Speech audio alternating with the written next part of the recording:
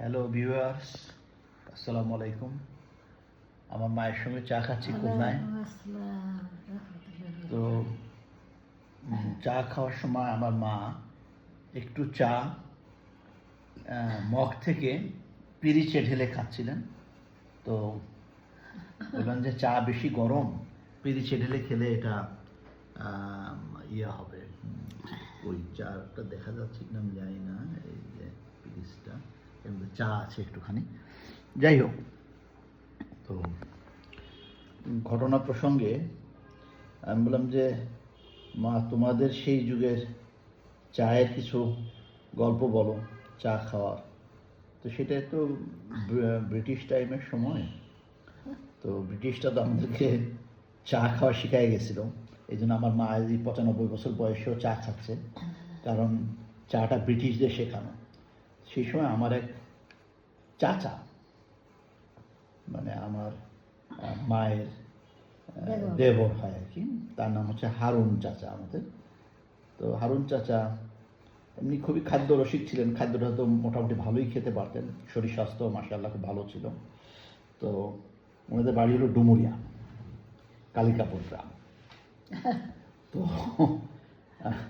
শ্বশুর বাড়ি গেছেন। তো শ্বশুর বাড়িতে ওই নানা শ্বশুর বলছে যে নাচ জামাইকে চা দাও। তো চা দিছে। দেখুন, ডুমুরিয়া এলাকা এটা তো খুবই অবহেলিত এলাকা, অত্যন্ত প্রত্যন্ত এলাকা। এই এলাকার আমাদের দিকের মানুষ তেমন চা টা অত খায় না বা খাওয়ার প্র্যাকটিসও নাই। যাই হোক, তো গরম চা পেয়ে মনে করছে এটা মনে হয় শরবতের মতো করেই খেতে হবে। এনিওয়ে, তো সে হারুন চাচা সেই গরম চা খেতে যে মুখ পোড়ায় ফেলছে, তার চোখ দিয়ে ঝরঝর করে পানি পড়ছে। তো নানা শ্বশুর বুঝতে পারছে ব্যাপারটা। তো বুঝে বলছে যে, কি বলছে মা, যে কাপে পিরিচ এনে দাও নাকি, পিরিচে ঢেলে নাও। তো বা ওইটা না বললেও নানা শ্বশুর নিজেই মানে পিরিচে ঢেলে খাচ্ছে। তো সেটা দেখে আমার চাচা বুঝছে যে এইভাবে পিরিচে ঢেলে খেতে হয় গরম জিনিস।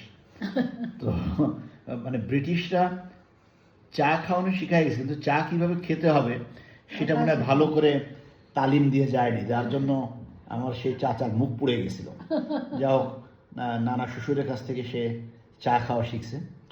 তো ব্রিটিশ টাইমের অনেক কিছু, মা বেঁচে আছেন, মায়ের কাছ থেকে অনেক কিছু শুনি, গল্প শুনতে ভালো লাগে।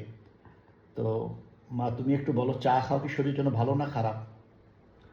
চা খাওয়া ভালো। হ্যাঁ হ্যাঁ, কেমন ভালো?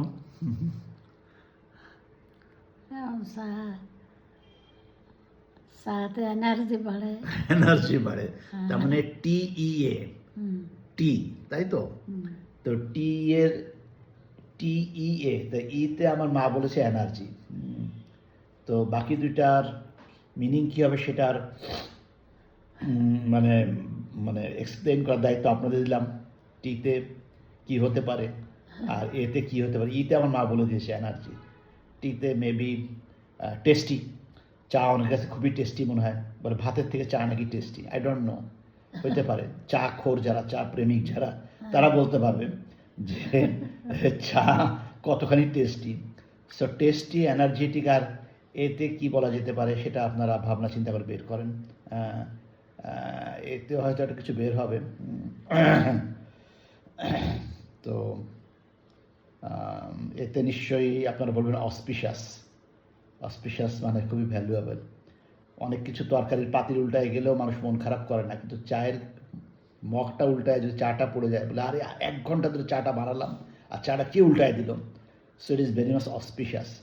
সো আপাতত আমরা এইটুকুর মধ্যেই থাকি, tasty, energetic and auspicious. Thank you very much. Khulna থেকে আপনাদের সবাইকে আমি এবং আমার মায়ের তরফ থেকে চা খাওয়ার ভালোবাসা। শীতের দিন, বাইরের টেম্পারেচার খুলনা অনেক কম, শৈত্যপ্রবাহের মতো। শৈত্যপ্রবাহে আমি চা বানালাম, আর মা সেই চা আমার সাথে বসে আমার মা সেই চা খেলেন। তো সবাই ভালো থাকবেন, শুভেচ্ছা সবার জন্য। আসসালামু আলাইকুম রহমতুল্লাহ।